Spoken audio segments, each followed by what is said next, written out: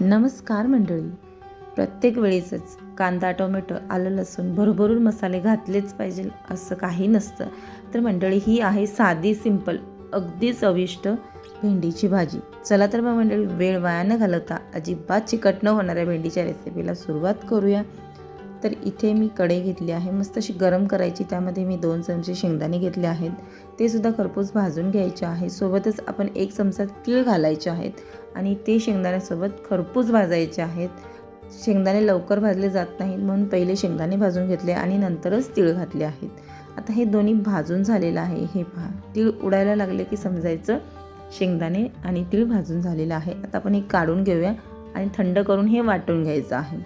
पुन्हा त्याच कढईमध्ये 2 चमचे तेल गरम केलेलं आहे. पाव चमचा जिरे घालायचे आहेत आणि 1 पाव भेंडी स्वच्छ धुवून पुसून पूर्णपणे कोरडी करून मगच कट करायची आहे.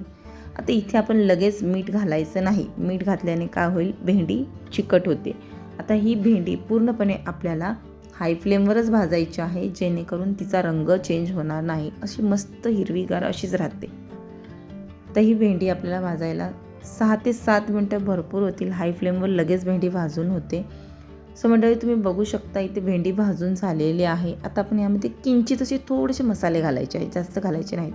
तर इथे पाव चमचा मी हळद घातली आहे, पाव चमचा चाट मसाला आणि पाव चमचाच मी लाल तिखट घातलेला आहे. आणि तयार केलेलं आपण जे कूट होतं, म्हणजे शेंगदाणे आणि तिळाचं, ते भरपूर घालायचं आहे. म्हणजेच मी जेवढे शेंगदाणे आणि तीळ भाजले होते ते सगळं यामध्ये घातलं आहे. आता पुन्हा एकदा आपल्याला हे मिक्स करायचं आहे. 1 ते 2 मिनटं छान असं भाजून घ्यायचं आहे. आता आपण इथे सगळ्यात शेवटी, जसं की मी बोलली, मीठ अगोदर घालायचं नाही, सगळ्यात शेवटी मीठ घालायचं आहे. तर इथे मी चवीनुसार मीठ घालून पुन्हा एकदा मिक्स करून घेत आहे. आणि मला भेंडीमध्ये लिंबू घातलेला खूप आवडतो. शक्यतो काहीतरी आंबट भेंडीमध्ये हे असावंच, म्हणून मी लिंबू घातलेला आहे, किंवा चिंच घाला, तुमच्या आवडीनुसार जे आवडेल ते घाला. छान असं मिक्स करायचं आहे. तर मंडळी, तयार आहे आपली मस्त खमंग, साधी, सिंपल आणि चविष्ट, अजिबात चिकट न होणारी भेंडीची रेसिपी.